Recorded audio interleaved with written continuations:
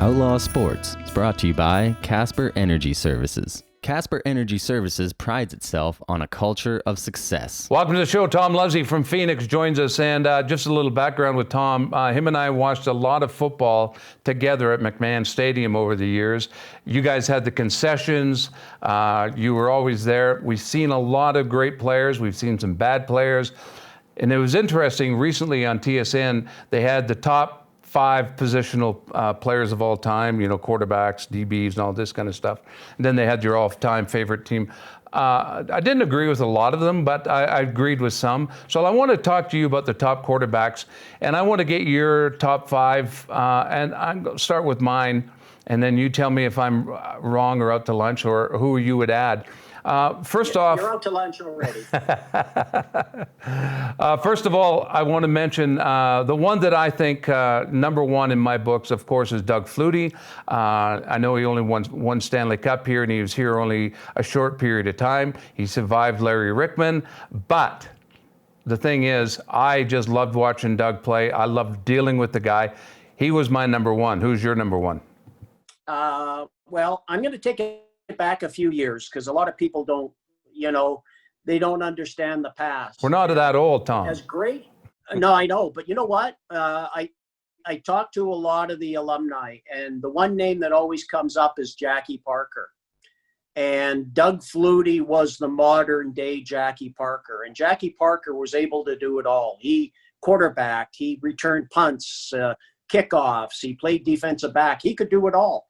So, modern day, it's tough to pick quarterbacks when you talk about different eras.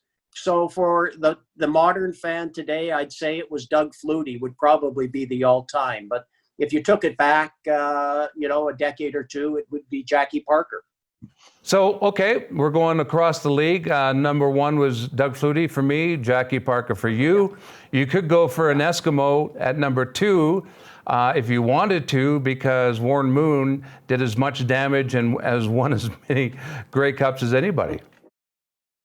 Well, Mike, I was at a game, and you were there with me, and it was 28-0 before 5 minutes into the game. The Stampeders got lit up on a Labor Day. And I think that's when Jack Goda decided to bring in the Toronto Argonauts for one season on Labor Day and change things up because we were continually getting hammered in Calgary. But you can't go wrong with Warren Moon. He would be you know what? He was as good as they come. And if it wasn't for the racism in the NFL, we wouldn't have had Warren Moon in Edmonton. He would have gone direct into the NFL. Man, the Mad Bomber, those were great teams.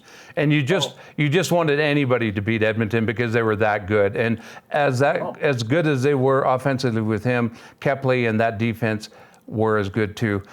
Number 3, Tommy, you may not agree with me on this, but I'm going for where this guy is now. And I think when all the dust is cleared, Levi Mitchell is going to be the number 1 quarterback that ever played for the Stampeders, as far as records and performance and titles and all that kind of stuff.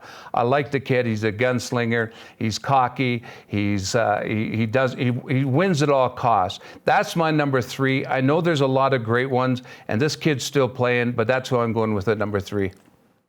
Well, it's hard to argue with that, but I'm going to argue with it, and I'm going to say Kenny Payne in Winnipeg. Yeah. I mean, you're right. How do you separate all these great quarterbacks? Where does Damon Allen fit in? Where does Henry Burris fit in? Where do all of these guys? But my pick would be Kenny Payne out of Winnipeg. He led the Blue Bombers to quite a few titles in the early 60s. And, I'm showing my gray hair and some of the knowledge that was passed on to me. But you know what? You're right with Levi Mitchell. I just think that he's just not quite there yet. Boy, I mean, he's got nowhere but up to go. And unless a freak injury happens, I think the sky's the limit for this guy, and a lot of Grey Cup titles coming their way. Number 4, and he may not have won a lot of Grey Cups, but he did win won as a player, and he won several as a coach. Ronnie Lancaster is my number 4. I'm from Saskatchewan. I'm supposed to say this. Some people will be pissed that we don't have him higher, but there's a lot of great quarterbacks. Who's your number 4? I'm going to go with Russ Jackson. Russ Jackson was the guy that Ottawa kept in the end. Can you imagine the dilemma that Frank Clare had? Yes. And he had Ronnie Lancaster and Russ Jackson. Who were you going to keep? Well, I think he kept the ratio difference maker. Yep. That I think it came down to that. You played a Canadian at quarterback, and it opened up another spot for you on for the import. So no, there's nothing wrong with your pick. It's like picking 3A and 3B. Ronnie really he was an icon in Regina next to George Reed. Look, there's a lot of heartache here in Calgary because of Ron Lancaster. Boy, things he accomplished. You know one thing I really miss, Tom? I really miss those 2-game total point playoffs that the Riders and the Stampeders used to get in. Oh. Man, they were awesome. They were just fun to watch, and you could have a 14-point lead, and you're going. You think you got it in the bag, and you're going back home and lose it. Yeah, well, that's what happened to Calgary. They went into Regina. They beat the Riders by 26 points. They're coming home to McMahon Stadium, and they get beat by 27 points at home, and the Riders go on. But in those days, Mike, they played 4 games in 11 days. And that was pretty tough on the body. Number 5. Now, I mean, I'm going to say this, and then you can slap me. But he never won anything. But I've never seen a better arm in my whole life watching the CFL than what Dieter Brock had. So he never won, but man, just as a pure quarterback, this guy excited me. I loved watching Dieter Brock. I liked him when he was Ralph, for Christ's sakes. But I loved the way this guy played ball, and you know, it was unfortunate to see him go to L.A. after, and he was with Eric Dickerson. Yeah, and all they did was run the ball. They never. I mean, I remember Joe Namath, who was doing Monday Night Football at the time, saying, I don't know if this guy can throw. And I felt like saying, I did say to the TV, which didn't talk back at the time, I said, Joe Namath, do your goddamn homework. This guy's got an arm. Maybe Elway and maybe, what's the name out of San Diego? Rivers. No. Dan Fouts. Dan Fouts. Maybe they had arms like him. But so I'm going number 5 with him, though he didn't win, and I know I'm going to get slapped for it. Who's your number 5? No, you're not. I like Ralph Brock. I think he was one hell of a player. You know what? He'd stand there and he had 4 arms this big, and he had a wrist. Him flicking a ball downfield was 50 yards with no effort. But Calgary had a good guy in Peter Lisk back in 66, 67, right. 68.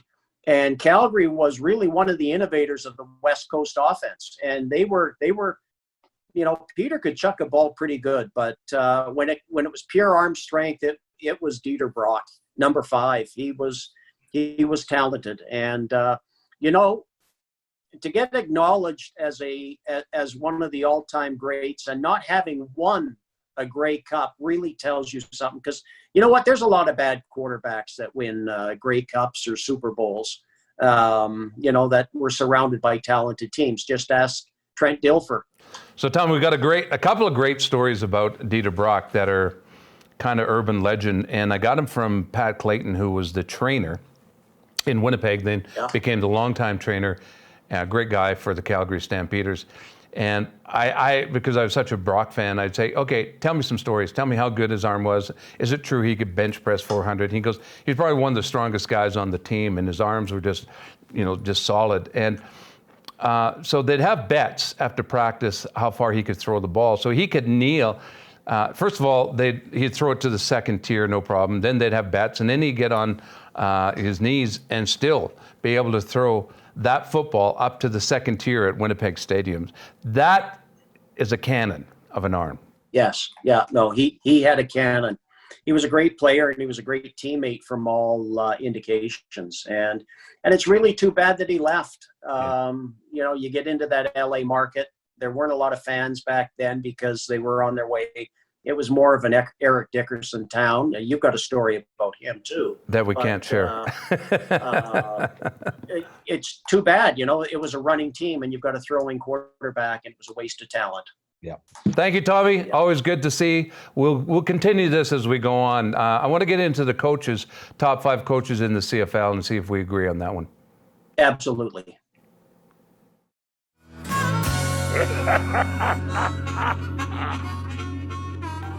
Geo's Men's in Calgary, providing Calgarians to look their best.